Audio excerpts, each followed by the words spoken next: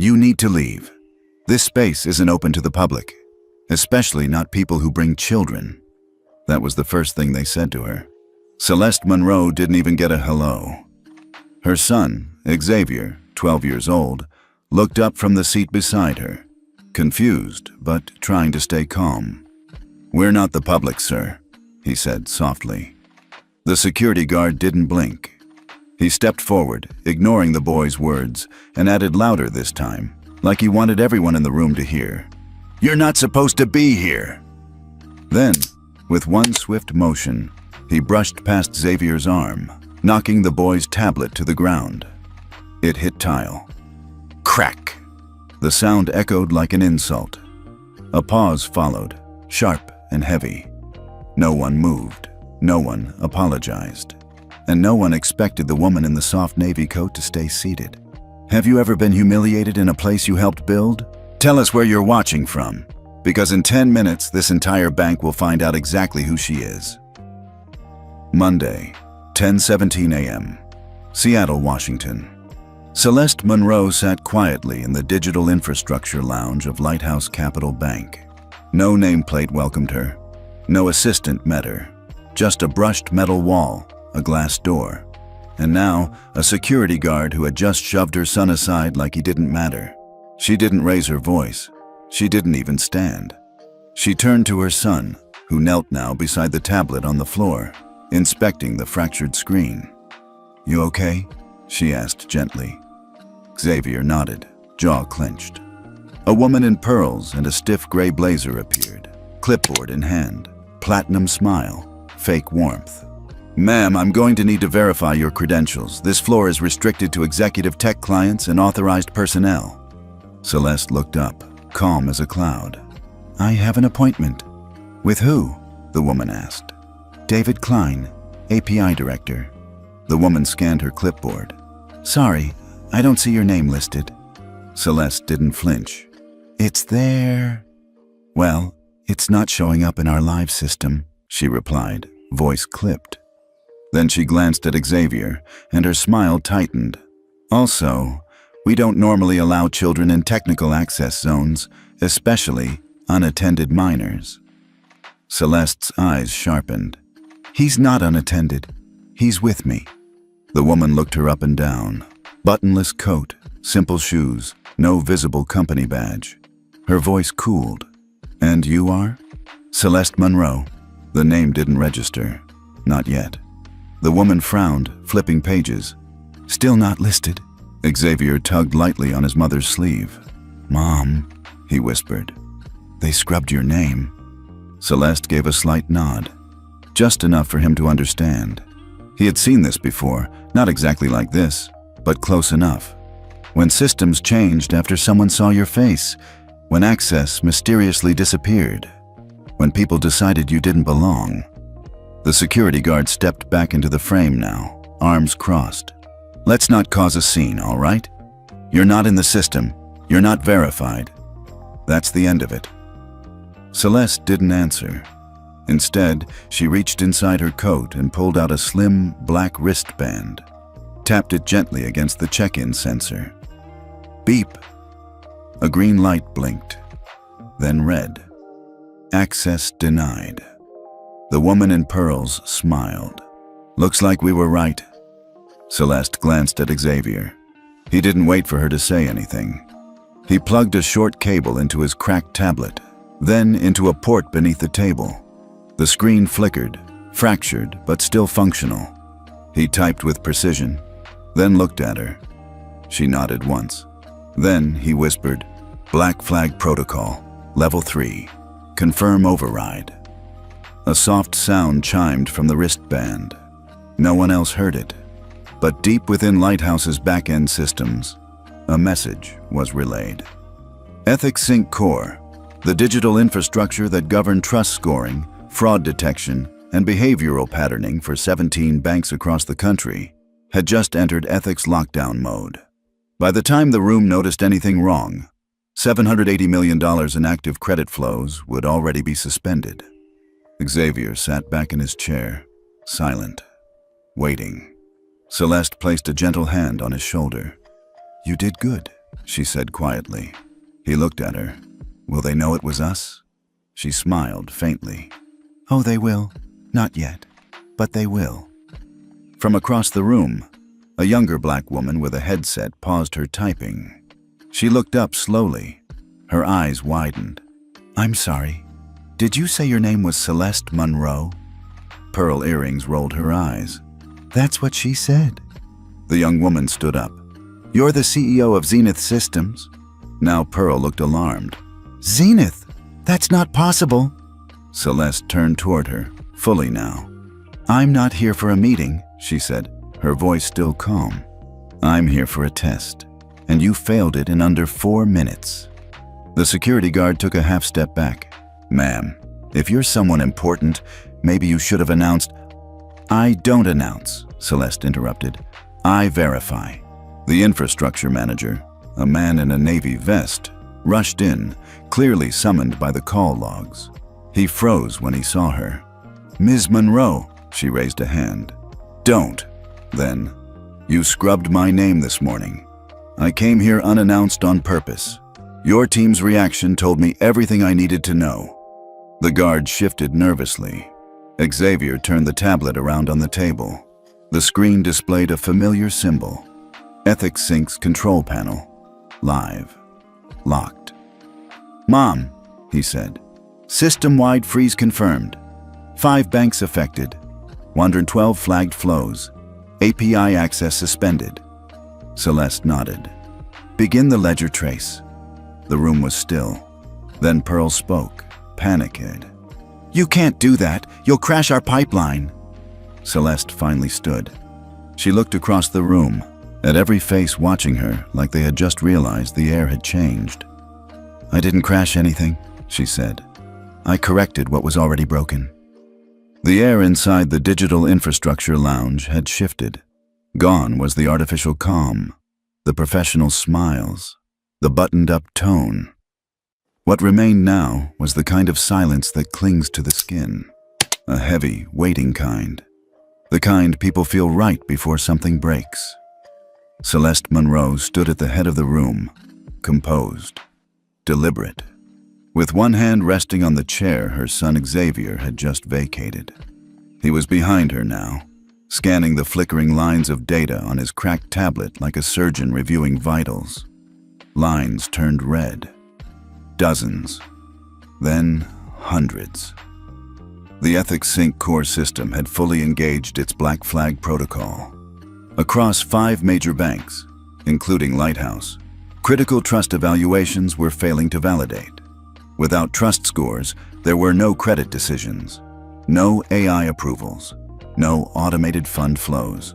Everything was on hold, $780 million frozen, and that was just the beginning. The man in the Navy vest, Branch Infrastructure Manager David Klein, stepped forward, hands slightly raised, like approaching a ledge. Ms. Monroe, he said carefully, whatever is happening here, we can sort it out. I don't believe the situation requires… Requires what? Celeste asked, not moving. He hesitated. A full systems freeze. She raised an eyebrow. A freeze I didn't initiate. A freeze your team triggered when you decided to erase me from your system. David glanced around. Several of his staff avoided eye contact. Pearl Earrings was no longer smiling. Her clipboard hung limp at her side. The security guard stood stiff near the wall now, shifting weight between his boots. I wasn't the one who erased anything, David muttered. Celeste didn't answer him. She turned to Xavier. Display the log? He pressed a key. A holographic interface blinked to life above the desk. Everyone could see it now. 9:42 a.m. System edit log, user D. Klein. Action, delete appointment, user access clearance. Target ID, Monroe, CE01 Zenith. David's face drained. That can't be right. That wasn't intentional. It never is, Celeste said. It's always a glitch, or miscommunication, or some vague, bureaucratic shrug that hides behind systems designed to erase people who don't look like you expect. Nobody said a word. Then, The younger black woman with the headset, Jaslyn, according to her ID badge, stepped forward. "I recognized her name the second she said it," she said softly. "I follow Zenith's public research. She's one of the top 10 infrastructure architects in the country." Pearl tried to interrupt. "Well, she didn't look—" The room snapped toward her. Even the guard stiffened. "You were saying?" Celeste asked. Pearl swallowed her words and sat down. David wiped a hand across his forehead. "Look, Ms. Monroe, I don't know what you want, but if this is retaliation, it's hurting a lot of people." Celeste turned to him slowly. "I didn't come here to retaliate. I came here to observe." She walked toward the wall where the Trust Score dashboard had been installed, a live monitor of financial behavior patterns and customer movement across all 5 partner banks. The screen now showed gray status bars: frozen, disabled. "Do you know what this screen told me last week?" Celeste asked. David shook his head. That 84% of high-risk flags issued from this branch were linked to women of color. That 2/3 of those flags were never manually reviewed before being auto-escalated to compliance. She paused. "And you know how I found that out?" He didn't respond. She pointed to Xavier. "He built the algorithm that traced your pattern. He's 12. The silence cracked. From the far side of the room, a thin, red-headed analyst finally spoke.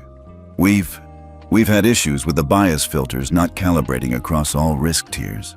"That's what you're going with?" Celeste said sharply. "A filter?" She stepped forward, voice still low, but harder now. "You erased my name. You shoved my son. You denied us access to a building that runs on a system I wrote and funded.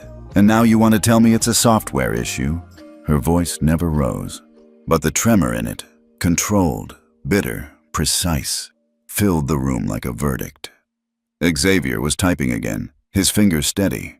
The screen on his tablet showed an increasing number of trust cascade collapses, chain reactions where bad data multiplied across sub-branches. He looked up. "Mom, 32 more flows just failed review. Total flagged now at 112. System integrity at 18%. Pearl stood again, flustered. "You're crashing the bank?" "No," Celeste said. "You crashed it the moment you decided my presence was a threat." In the back corner, the young woman, Jaslyn, raised her voice. "She's right. This isn't the first time we've done this." Everyone looked at her. "I watched a customer last week get denied access because she didn't meet presentation expectations." She had a degree in applied mathematics. She was wearing sneakers. Pearl scoffed. "We have standards." Celeste turned to her again. "Your standards are built on exclusion. They're not standards. They're filters. Polished, polite, and poisonous." David Klein looked like he was about to faint. And then, the phone rang. A hard line. Red indicator blinking on the wall. One of the staff answered. After 10 seconds, she turned pale and handed it to David. He listened, then slowly looked toward Celeste. "That was our corporate chief of ethics compliance," he said shakily. "They've been alerted. They said Ethics Sync flagged our entire branch for behavior pattern irregularities and pending audit lockdown." Celeste nodded. "Yes, I triggered it. You have that authority?" "Under federal fintech infrastructure law, I built and certified the very system you're running on. You know what that means?" She stepped forward, eyes locked. "It means I can shut you down, ethically, legally, and permanently." Xavier glanced up from the tablet again. "Mom, they're trying to override the lockout. It's not working." She smiled faintly. "Of course it's not. Because for the first time, they're answering to a protocol, not a person they can ignore." She turned back to the room. "I'm not here to embarrass you. I'm here to end something systemic, something intentional, and I'm starting here because this room tried to erase me." Jaslyn stepped closer. "What happens next?" she asked. Celeste didn't answer at first. She looked at Xavier. He spoke instead. "You signed something." David blinked. "Sign what?" Xavier pulled up the file. An elegant, clean document titled Veritas Accord, Ethics Protocol for AI-Governed Banking Systems. Author, Xavier Monroe, age 12. Celeste finally spoke. This document was submitted to your board last year, rejected, labeled idealistic, and too accountability-focused. She stepped back. You're going to sign it now, and not just you, your regional heads, your partners, and your executive council, because the system that makes your decisions now demands it. David sat down. For the first time, he looked tired, not defensive, just broken. I'll call them. Celeste nodded. You'll do more than that. You'll broadcast it, because today, this isn't a meeting. This is a reckoning. And with that, she turned back to Xavier and nodded once. He tapped the screen. The broadcast setup began loading. 5 banks, 17 compliance officers, 100 eyes now tuning into what had started with 1 tablet and 1 wrong assumption. For a full 5 seconds, no one moved. Xavier's tablet glowed on the desk, the broadcast sequence initializing. Streaming the live protocol override session to 17 compliance officers from 5 major banks. The digital silence in the room clashed with the panic tightening in people's faces. Celeste Monroe stood calmly at the front of the lounge, not holding a microphone, not issuing commands, just being there and letting the truth do its work. And now, everyone else was scrambling to figure out what truth they'd just stepped into. David Klein, the branch manager, leaned forward in his chair, elbows on knees, hands pressed together like a man praying quietly before the impact. Is it too late to stop the broadcast? He asked. Xavier looked up, thoughtful, then shook his head. Ethics Sync only permits emergency overrides in cases of national security or infrastructure breach, and neither of those apply to what just happened here. He turned his screen slightly toward the room. So no, it's already live. At the far end of the room, Jaslyn, the junior systems analyst who had first recognized Celeste's name, let out a slow breath.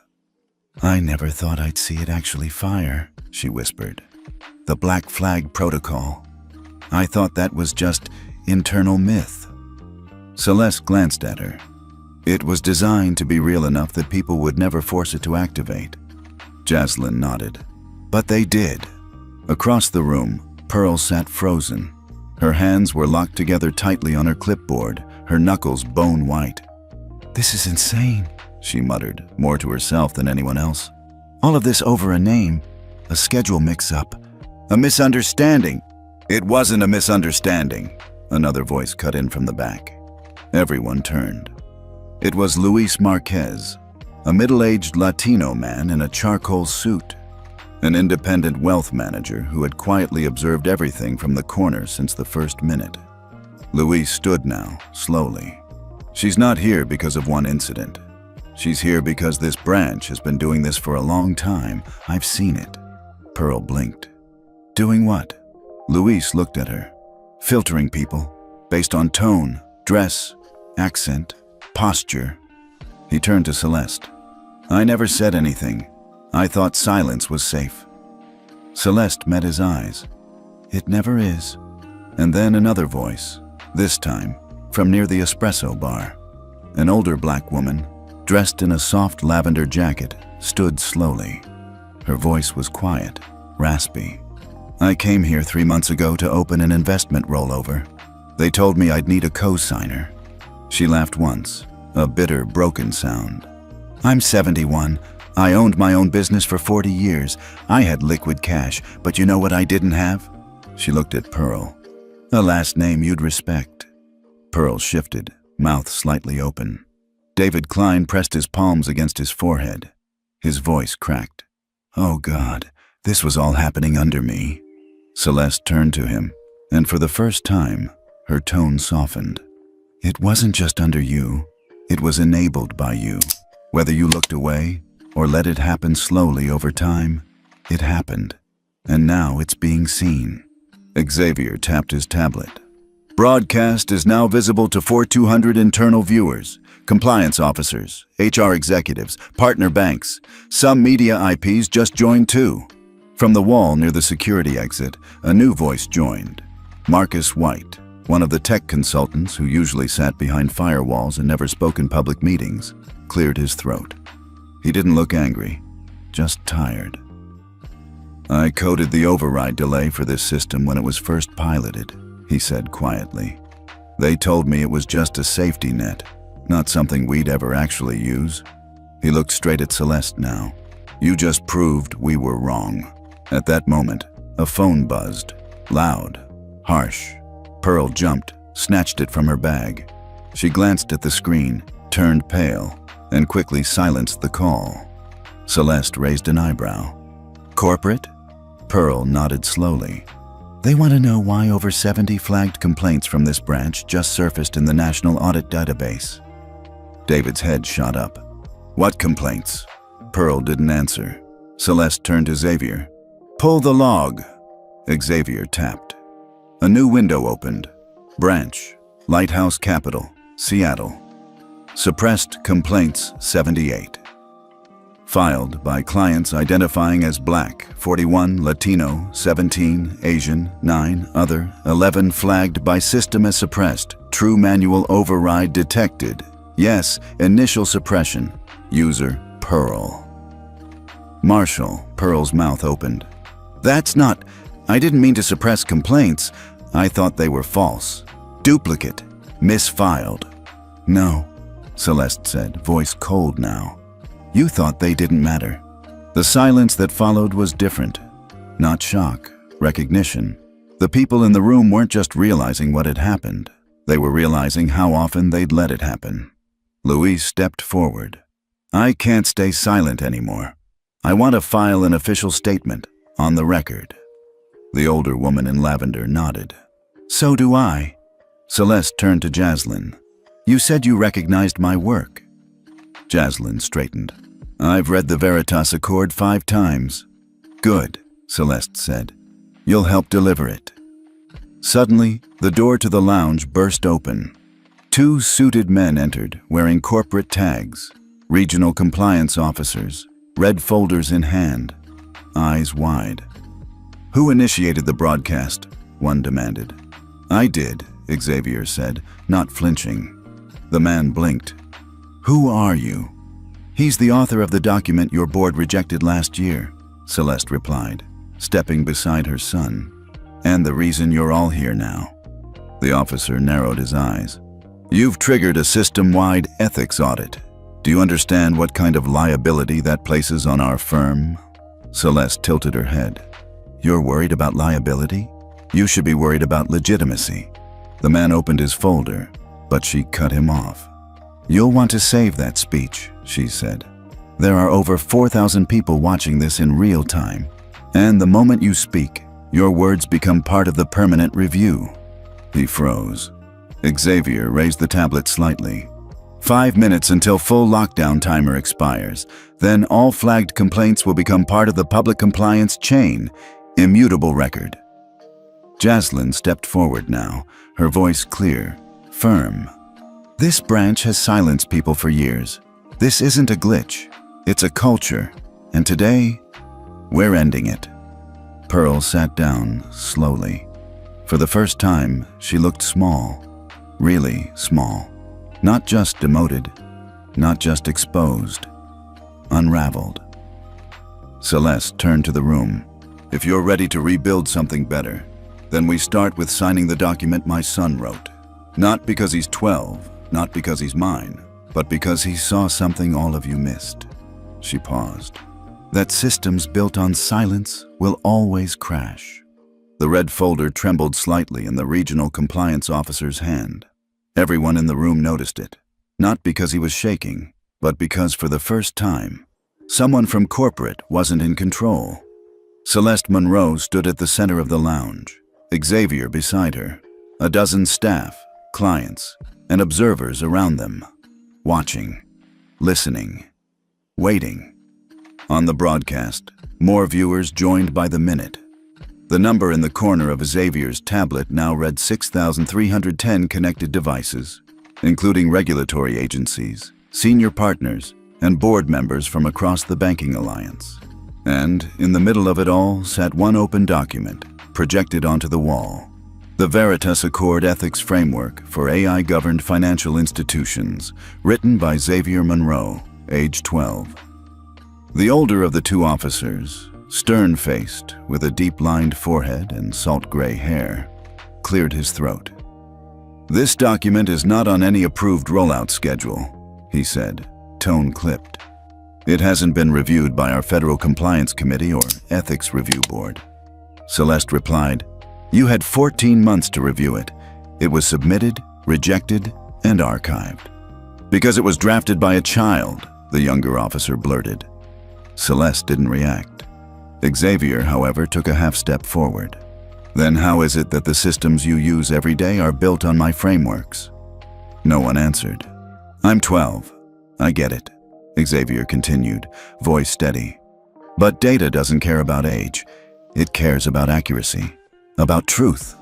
The younger officer opened his mouth again, but stopped, because in that moment, for all his years of training, he realized something terrifying. The kid was right. Celeste stepped forward now, calm but unflinching. "You rejected the Veritas Accord because it required something no one in your tier wanted to commit to: traceable accountability. Every flag, every override, every denial of service tied to a human signature." She turned to Pearl.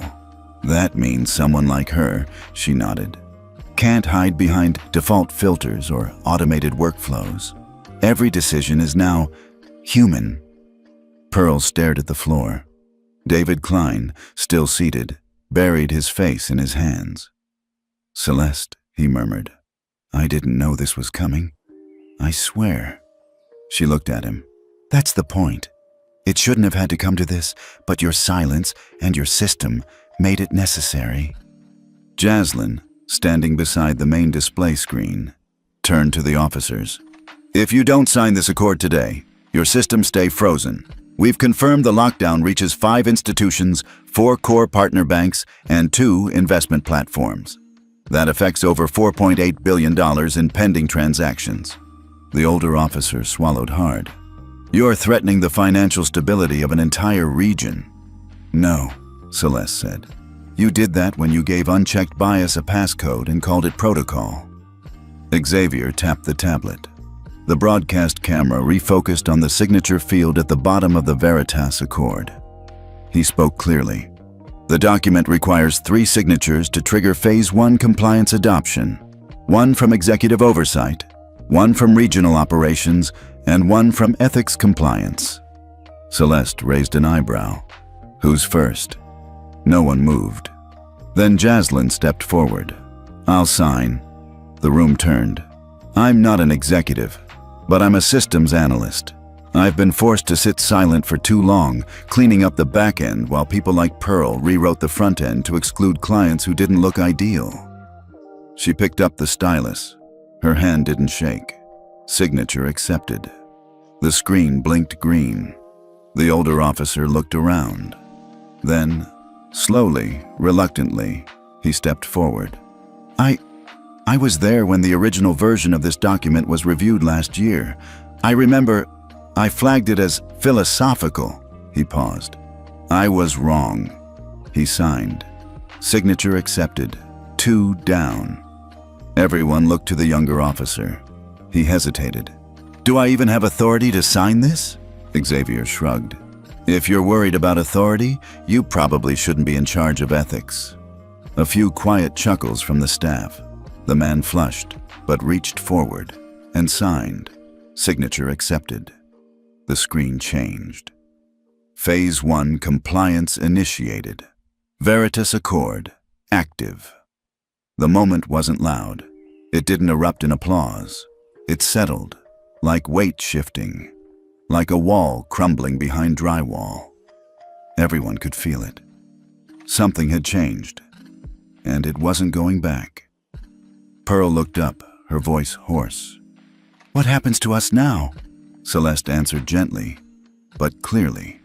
"You'll be investigated. Fully. Every override, every suppressed complaint, every staff incident swept under the rug." Pearl looked like she might cry. Xavier added, "But for what it's worth, I hope you stay, because people like you should see the systems you broke, rebuilt right in front of you. It wasn't said with venom, just truth. Pure, simple, unavoidable. In the corner, the elderly black woman in lavender stepped forward. I'd like to be part of the rebuild, however I can. Luis, the Latino advisor, nodded. Me too. Celeste smiled, for the first time all day. Then we begin here, in this room. Jaslyn opened a second file, Veritas Local Implementation Log, and turned the screen toward the team. We'll need volunteers, staff leads, liaisons with community organizations, new review board members. People started raising their hands. Not everyone, but enough. Then, from behind the double glass doors, a new figure stepped inside. Dark gray suit, quiet stride. Elliot Rhodes, Senior Ethics Advisor from the National Banking Federation. He didn't speak right away. He simply looked around the room, then at the broadcast tablet, then at Celeste. I saw the whole feed, he said. And? Elliot smiled, faintly, but with clarity. It's about damn time. Celeste hadn't left the bank yet. She was still standing near the center of the lounge, her coat folded over her arm, when Xavier's tablet pinged again. Mom, he said, glancing up from the screen. You might want to see this.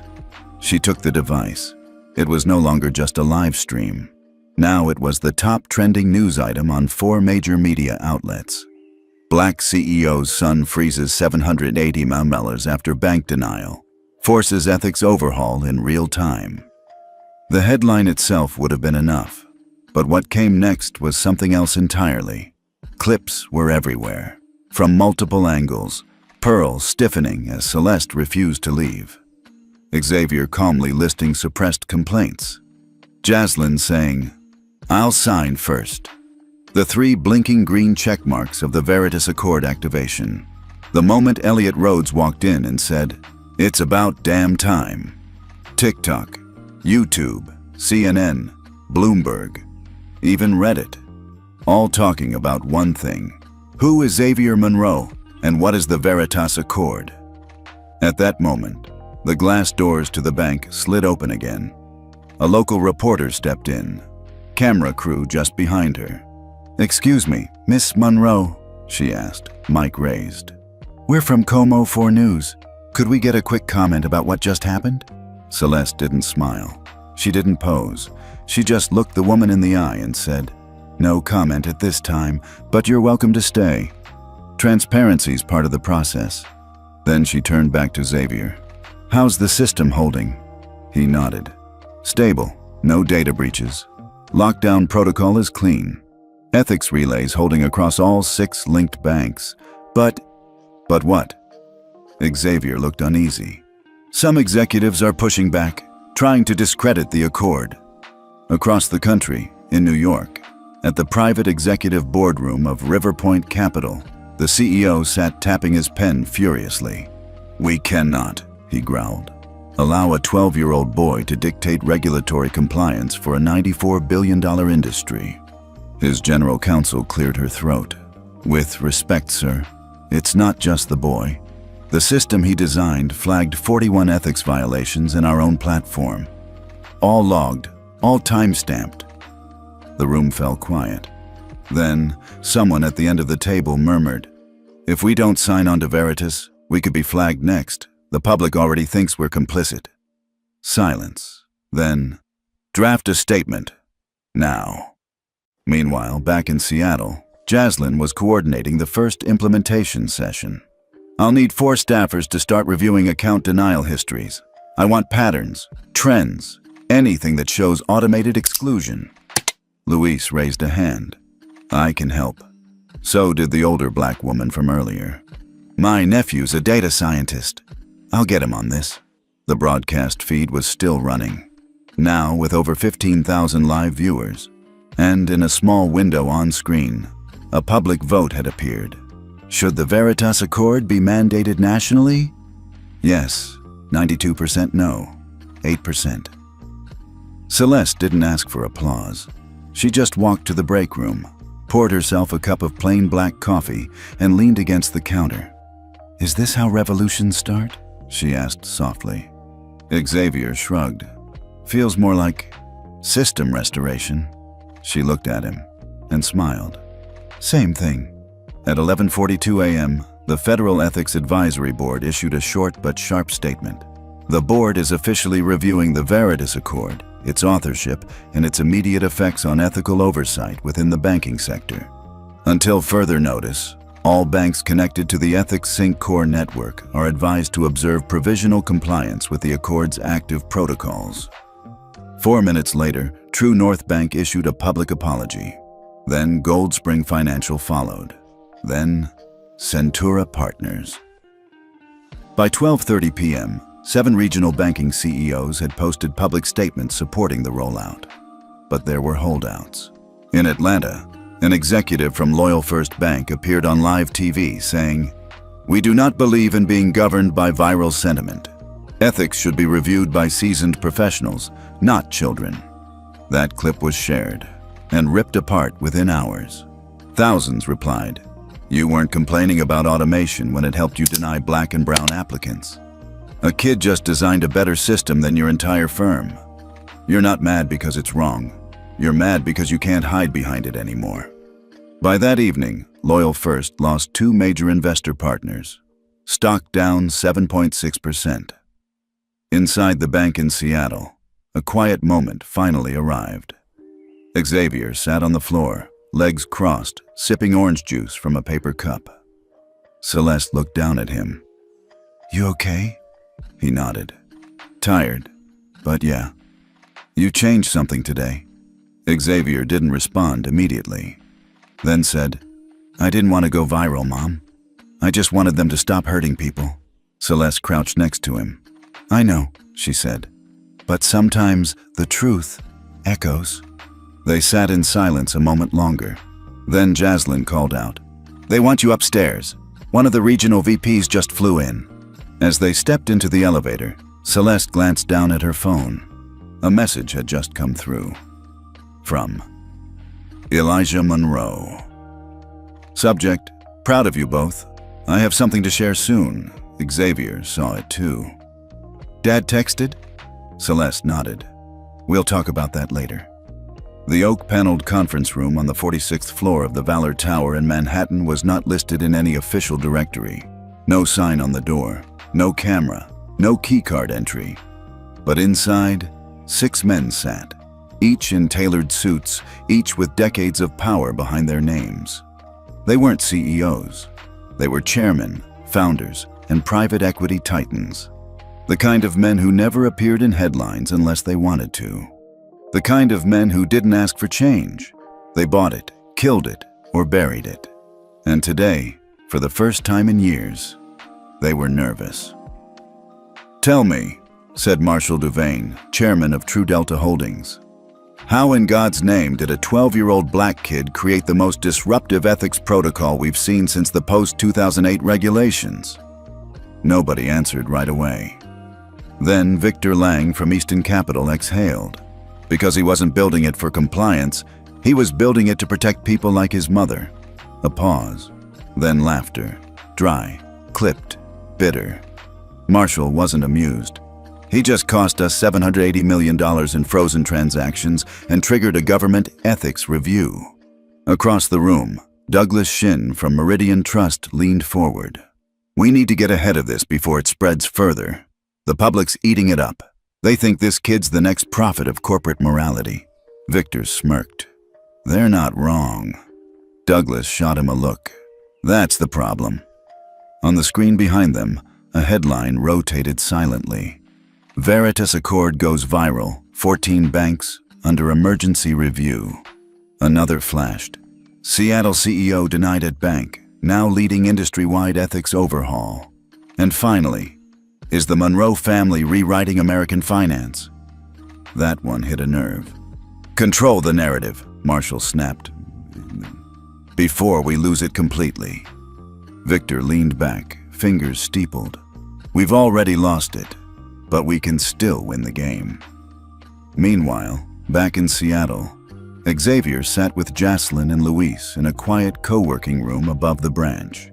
They were reviewing data patterns, racial bias overlays, denial clustering, automated flagging based on surnames. "You seeing this?" Jocelyn asked. "Every override issued by Pearl in the last 6 months targeted surnames like Nguyen, Johnson, Mohammed, and Hernandez."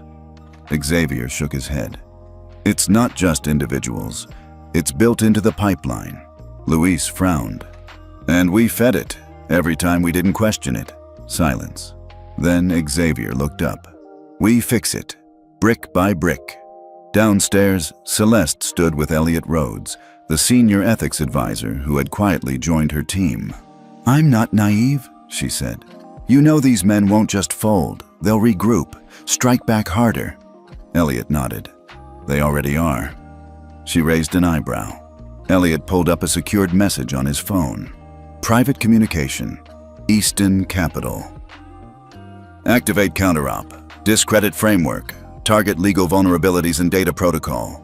Push false narrative of regulatory overreach. Leak Celeste's 2008 acquisition history." Celeste didn't blink. "I wondered when they'd bring up that old merger." Flashback.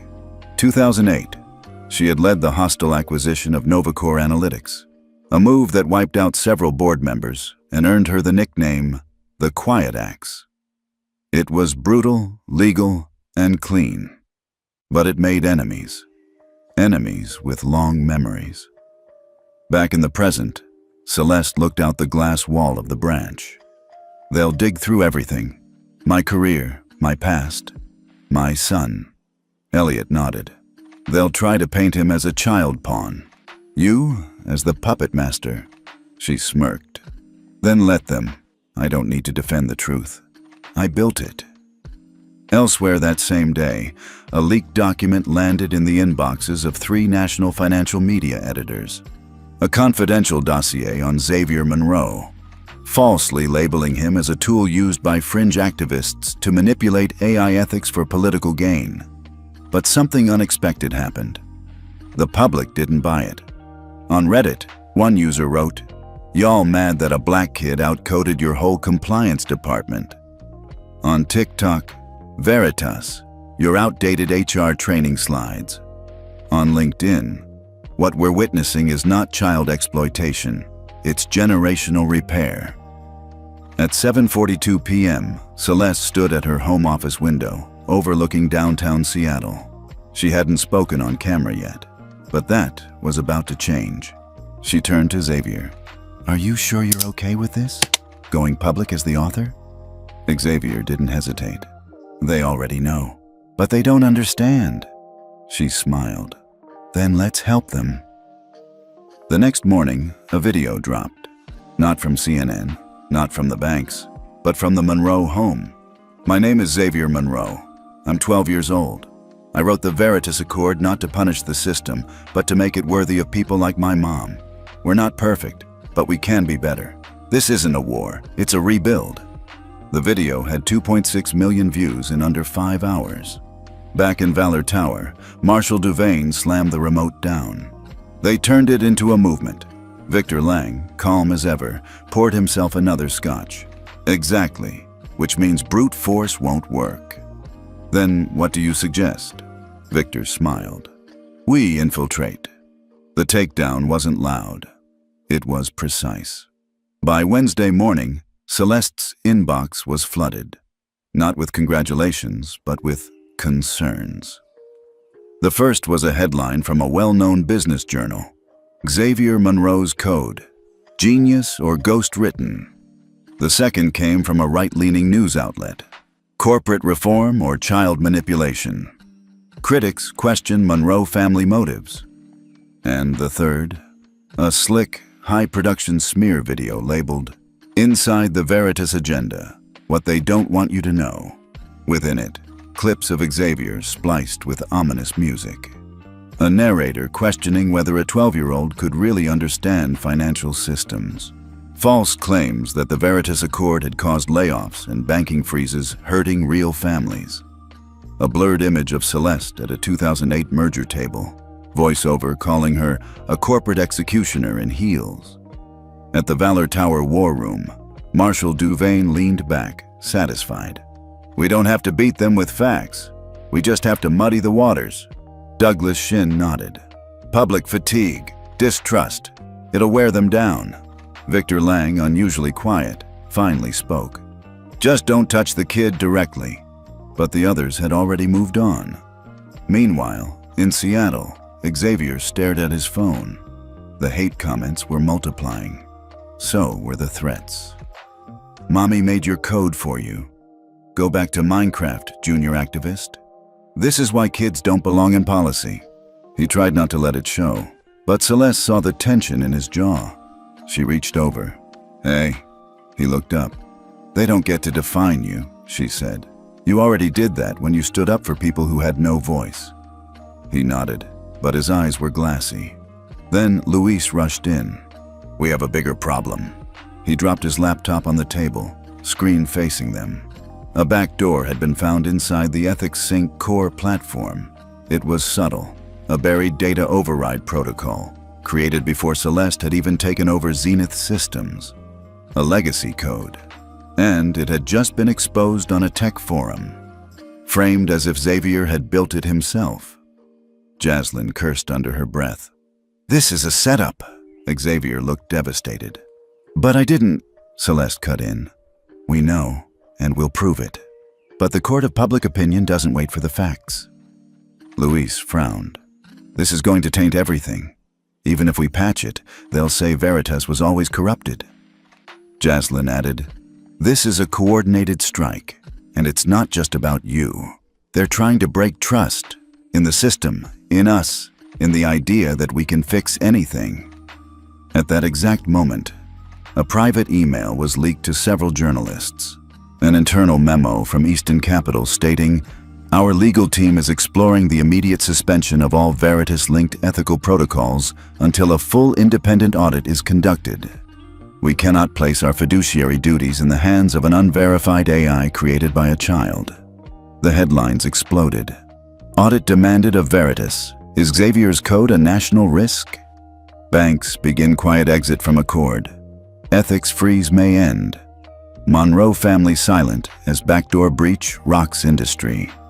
The worst came when Xavier's middle school principal called. I'm sorry, she said, trying to sound composed, but with the media attention and now safety concerns, we recommend remote learning for the foreseeable future. Xavier said nothing, just turned off his phone. Celeste sat beside him, unsure whether to pull him close or let him breathe. At 3:11 p.m., a text came in from Elliot Rhodes. We have a leak. From inside Zenith. Possibly someone you promoted last year. I'm digging. Celeste's face hardened. They're trying to turn my own house against me. Later that evening, she gathered everyone in the same boardroom where Xavier first launched the Accord.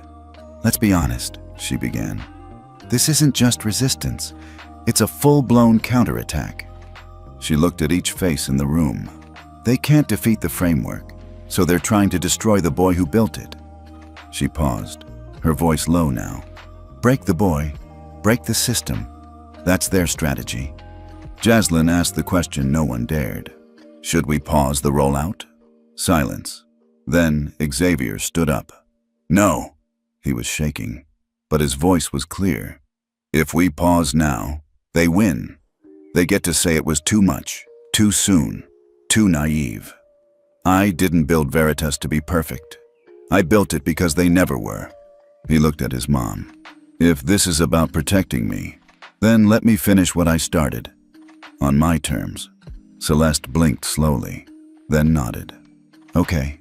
She turned to Elliot. Leak countermeasures, legal firewalls, independent validators.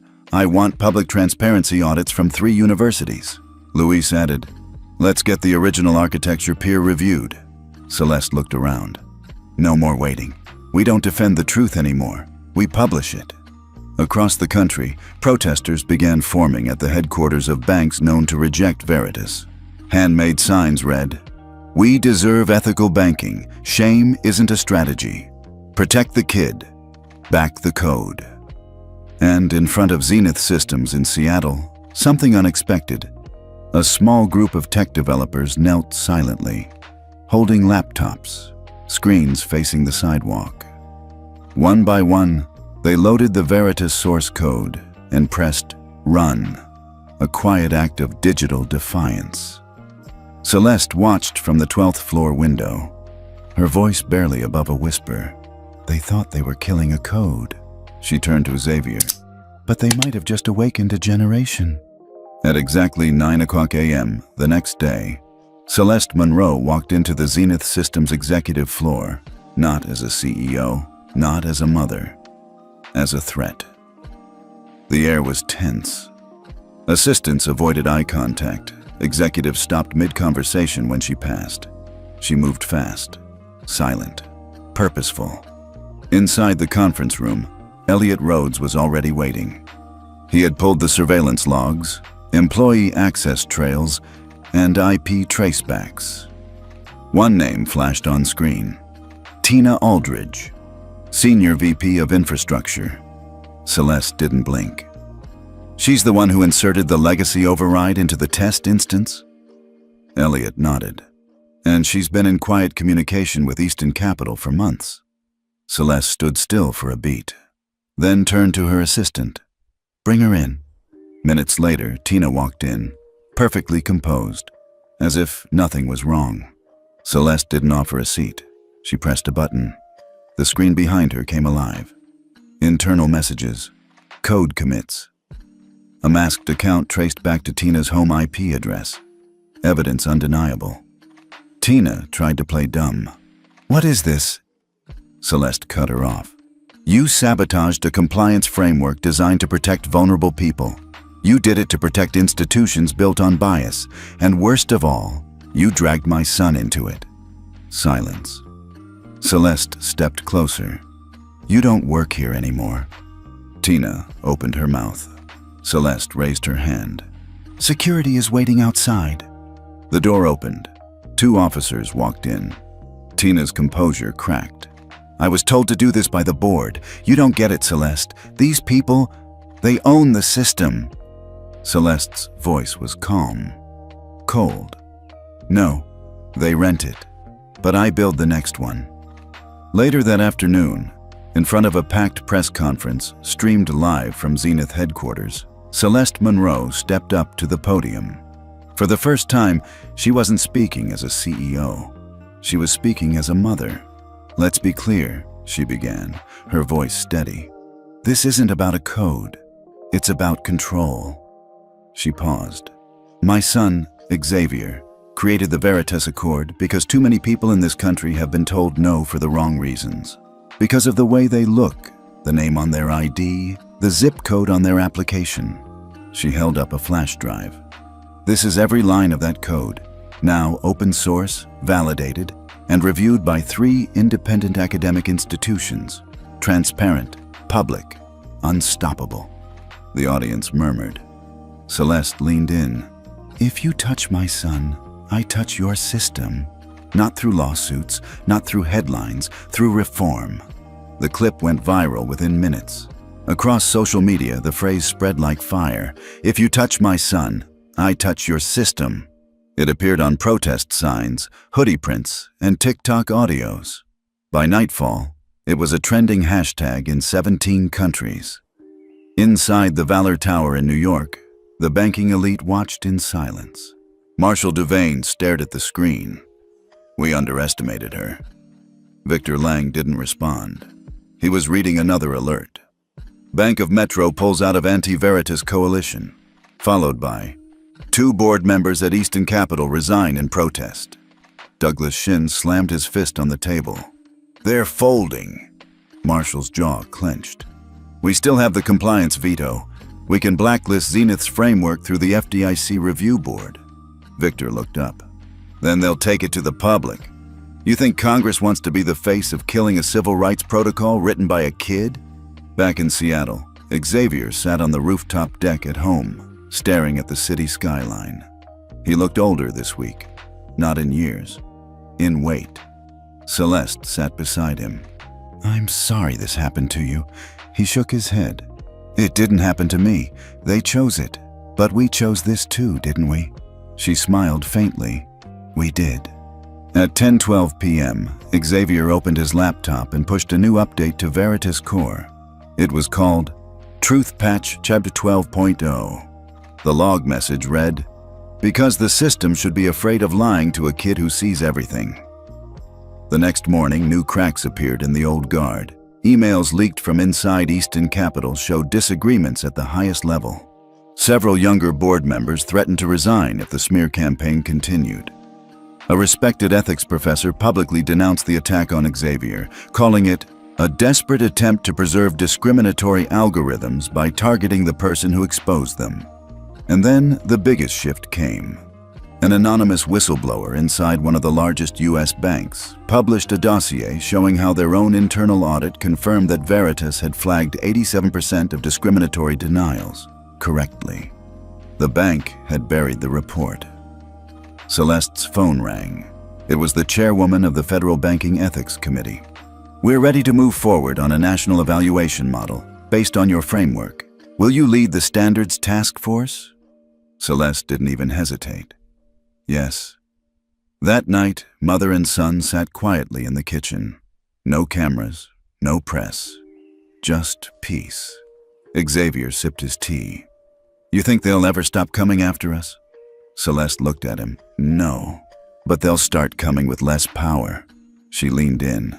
"And more fear." It began with a handshake, not between two CEOs, but between a senator and a 12-year-old boy. The press conference in D.C. wasn't flashy. No music, no slogan. Just a backdrop that read, United States Senate Committee on Ethics and Technology, Public Integration Review. And standing before a half-circle of federal officials, Celeste Monroe. And beside her, Xavier. He wore a navy suit, no tie. A silver pin shaped like a compass on his lapel. His late father's.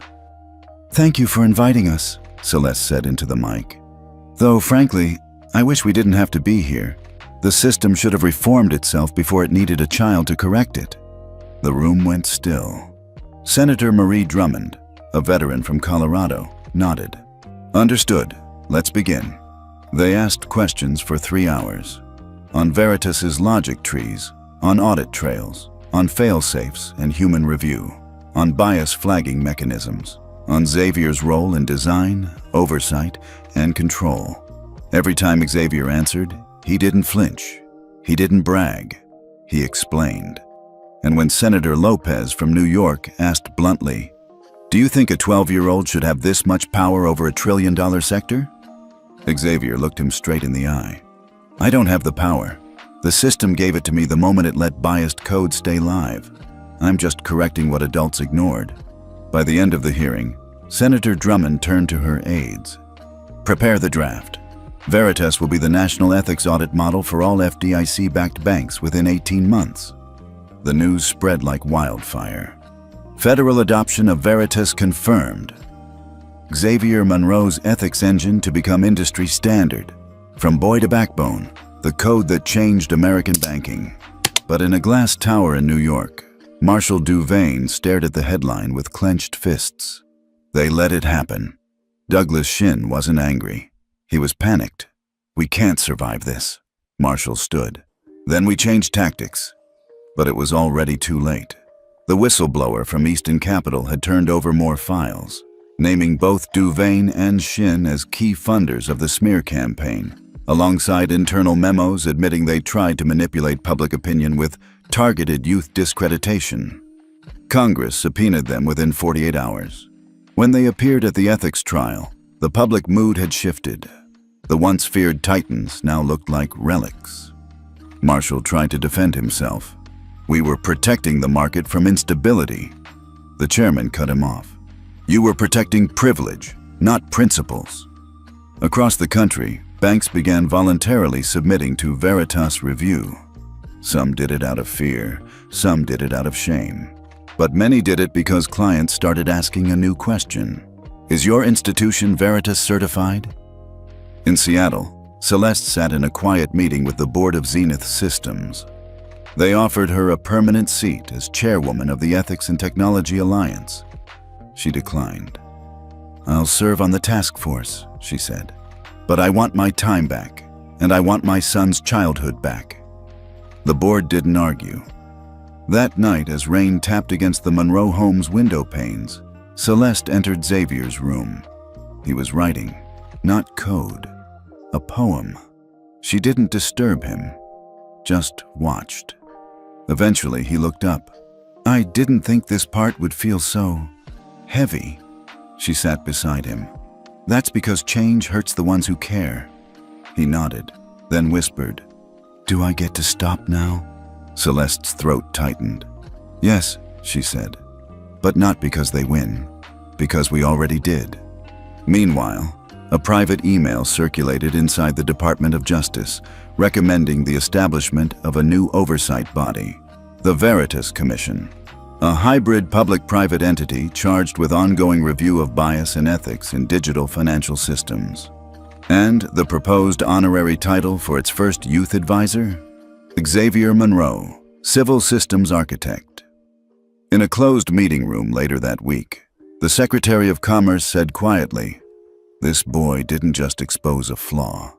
He exposed that we stopped asking the right questions."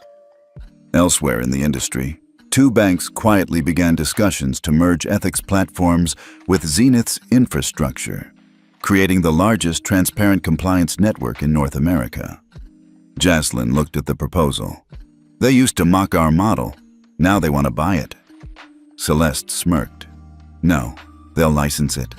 On our terms." Xavier, however, stayed out of those conversations. He spent more time in the garden, reading old sci-fi books, taking piano lessons again, and sometimes he coded. Not for scale, not for pressure, just for joy. Back in D.C., the final report from the Senate hearing was released. It opened with a single quote, "Justice is not a courtroom. It's the moment someone dares to say, 'This isn't fair, and I'll fix it.'" And below it, a footnote, submitted with contributions by Xavier Monroe, age 12. It came in the form of a letter, embossed seal, delivered by courier, marked "Confidential" for immediate review. Celeste unfolded it slowly. Her eyes scanned the lines once, twice. Then she placed it flat on the table. "From the Global Compliance Council," she said aloud. Xavier looked up from his laptop. "What do they want?" Celeste tapped the page with her index finger. "They want to adopt Veritas as the global ethics engine across all World Bank-aligned institutions." Silence. Xavier blinked. "That's good, right?" Celeste hesitated. "Yes and no." She slid the document over. "The Global Compliance Council hereby invites Xavier Monroe and the Veritas team to collaborate in developing a unified ethics framework for international finance, trade, and digital citizenship scoring. Veritas will serve as the source of truth engine. Global adoption targeted within 36 months. It was the kind of offer most CEOs would kill for. It was also a trap. Later that night, in their living room, no cameras, just the low hum of a heater and the quiet outside. They talked. "I built Veritas because I wanted the truth to be clean," Xavier said, curled up on the couch, legs tucked in. "But if they scale it, they'll layer it with politics, conditions. They'll ask me to tweak the logic for things that aren't about fairness, but about favors." Celeste sat beside him. "And yet, if we say no, they'll build their own version. A weaker one with loopholes, one they control." Xavier was quiet. Then he whispered, "I don't want to lose it." Celeste looked at him. "What?" "My compass," he said, touching the pin on his chest. "What it stands for. I don't want to trade it for applause." The next morning, they sat across from 3 officials in a private Zoom meeting. One was from Switzerland, one from Singapore, and one from Washington. All wore polite expressions and spoke in calm, diplomatic tones. They promised protections, transparency, resources, control. But underneath it all, Xavier could feel it. They weren't inviting him to lead. They were inviting him to hand it over. Celeste kept her expression neutral. Then, when the Singaporean delegate asked, "Would you be willing to give the global framework exclusive rights to the Veritas logic tree for 10 years?" she said flatly, "No." The room shifted. "Ms. Monroe, we understand your concern, but if Veritas remains US-centric, it will never gain global credibility. Credibility doesn't come from size," Xavier cut in, surprising even his mom. "It comes from consistency." The room fell silent. That afternoon, Celeste called a meeting with her senior advisors at Zenith Systems.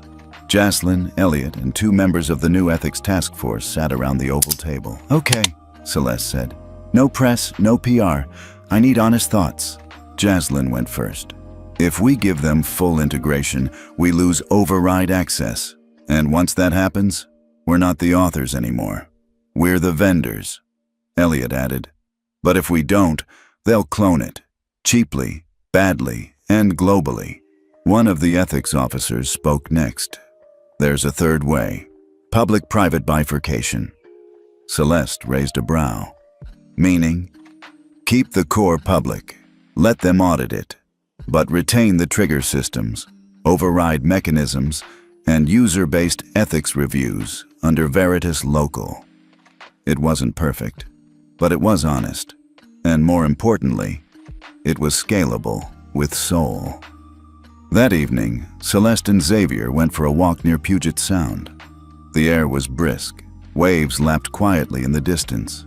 "You scared?" she asked him. He shrugged. "A little." "You want to stop?" He paused. "No, I just want to do it differently." She smiled. "Then let's design the future that way."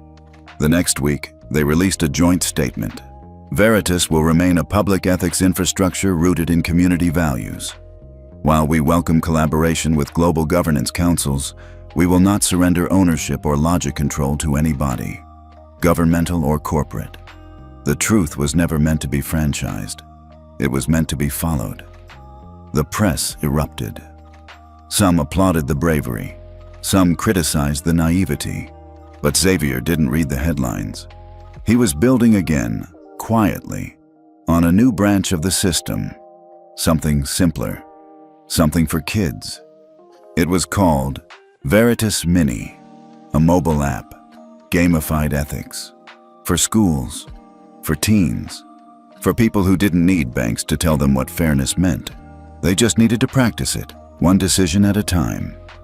Celeste watched him work, and for the first time in weeks, he looked free. Not famous, just 12. It started with a spike. At first, it looked like a glitch. Just one bank, East Trust Analytics, flagged compliant overnight after 6 months of being on Veritas' watch list. Then, within 72 hours, 2 more banks, both previously under scrutiny, showed miraculous improvement. Too clean, too fast. Xavier knew something was wrong. "Mom," he said, walking into her office with his laptop. "I think someone's faking the system." Celeste looked up, brow furrowing. "Explain." He pulled up the dashboards. "Look at their audit trails. No noise, no pattern drift, just perfect ethics, which doesn't exist." Celeste stood. "Who's behind it?" Xavier hesitated. "I think it's fabricated, not real behavior, a ghost overlay." Within 24 hours, they confirmed it.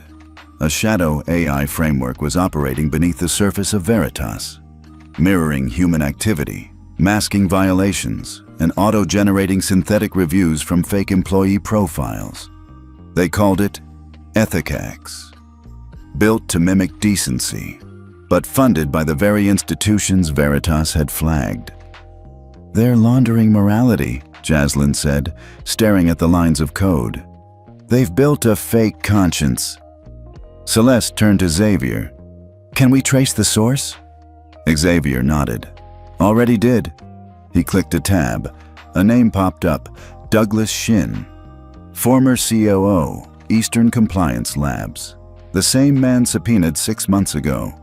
Apparently, he hadn't gone quietly. Xavier exhaled. "They're trying to collapse public trust in Veritas. By proving it can be manipulated, Celeste muttered, or replaced. That night, they called an emergency review with the Ethics Oversight Committee. Xavier presented the findings with calm clarity, but when asked, "Can we stop it?" his voice lowered. "Only if we act now." Celeste didn't hesitate. She triggered Black Flag Protocol, the highest level defense mechanism in Veritas. It did 3 things. Temporarily locked all auto-verified ethics data across 41 financial partners. Isolated and traced foreign system overlays, mapping every touch point of the breach. Deactivated all institutions using unauthorized sub-AI ethics models pending a federal audit. For 72 hours, banking slowed to a crawl, but something more important moved fast. Truth. News broke fast. Ethics scandal. Banks caught using fake moral AI to skirt oversight. Veritas responds with Black Flag Protocol. Feds to investigate synthetic ethics systems. Inside the Pentagon's Civil Integrity Division, a confidential briefing labeled Ethica X as a national ethics threat, the first of its kind. Within 48 hours, Shin was arrested. In a public hearing streamed live on 5 platforms, he tried to explain, "The market needs certainty. Veritas was too slow, too idealistic." But Xavier responded quietly, firmly. "Decency isn't slow. It's deliberate. And what you built wasn't ethics. It was a mask." Public trust in Veritas soared, not because it was perfect, but because it was willing to fight for its flaws. On a quiet afternoon a week later, Xavier sat under the oak tree behind their home, sketching designs for a new safeguard layer. Truth Pulse, a heartbeat monitor that detects sudden, too good to be true ethics behavior. Celeste brought him lemonade. "You okay?" she asked. He smiled, but it was tired. "I just didn't think doing the right thing would feel like war." Celeste sat beside him. "That's because real ethics threatens those who fake it." As the sun set, they sat in silence, mother and son, guardians of a fragile truth, one that couldn't be sold and wouldn't be stolen. Rain tapped the windows of the UN Ethics Summit Hall. Inside, rows of delegates from 72 countries sat in near silence, watching a 17-year-old boy walk up to the podium. He didn't wear a suit, didn't carry a teleprompter, just a plain navy hoodie and a silver pin on his chest, a compass, the symbol of Veritas. Xavier took a breath. "I'm not here to sell you software," he said. "I'm here to ask one question. What would it cost to lie if truth had weight again?" He paused. "And are you ready to carry that weight together?" The silence that followed wasn't awkward. It was heavy, like the moment before a cathedral bell rings, and when it passed, the room stood in unison, not for applause, but for agreement. 3 days later, the first signatures were etched into history. The Veritas Accord, a multi-nation, cross-sector agreement to adopt Veritas as the primary ethical infrastructure for global banking systems, ESG and corporate sustainability, reporting, AI ethics, and machine learning audits, child data protection, whistleblower reinforcement, aviation and public transportation, dignity metrics, digital identity and scoring regulation. The United States signed first, then Canada, then Ghana, Singapore, Norway, Kenya, Brazil. By midnight, 31 nations had joined. By the end of the week, it was 58, and the ripple effect was instant. Banking apps updated overnight. Credit systems paused auto-scoring. Executives across the globe were asked, "Is your ethics system Veritas compliant?"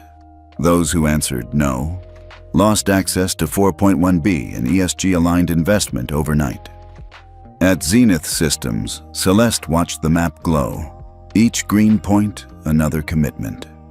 She didn't smile yet, not until she saw the last country light up. Vietnam, her father's homeland. In her office, a photo of him sat on her desk, an old man in suspenders, holding a notebook labeled Values don't expire. She whispered, "We made it, Daddy." That afternoon, she and Xavier joined a small gathering in Geneva, the first Veritas Council meeting. Not corporate, not government, but both and more. Ethicists, technologists, survivors, youth leaders, people who didn't fit in traditional boardrooms, but were now deciding how truth would be measured, protected, and upheld.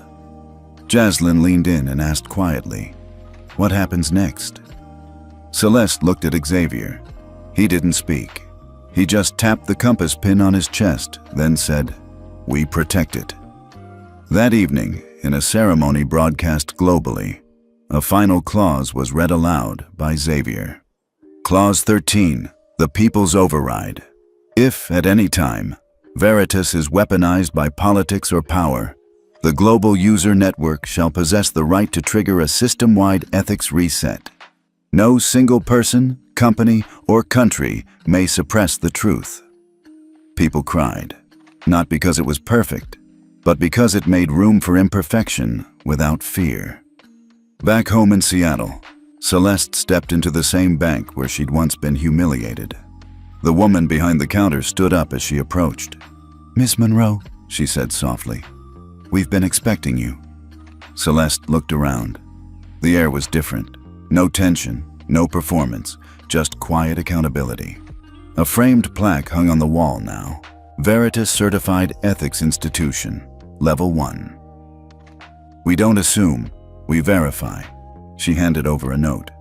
Not a complaint, not a warning, just a small sticky pad, written in her own hand. "Thank you for learning. That's leadership too. CM." And then she left. No cameras, no speech. Just a woman who remembered what it felt like to be unseen, and chose to build something so no one else would feel that again. Back at home, Xavier sat on the roof, laptop in lap, stars overhead. He wasn't coding, just breathing. Celeste joined him. "You ready for what's next?" He shrugged. "Maybe. Whatever it is," she said, "we don't do it alone." He smiled. Deal. The world hadn't changed overnight, but it had changed direction, and this time, truth was leading. Would you sign something like the Veritas Accord if it existed today? Let us know in the comments. And don't forget to share this with someone who needs to see it.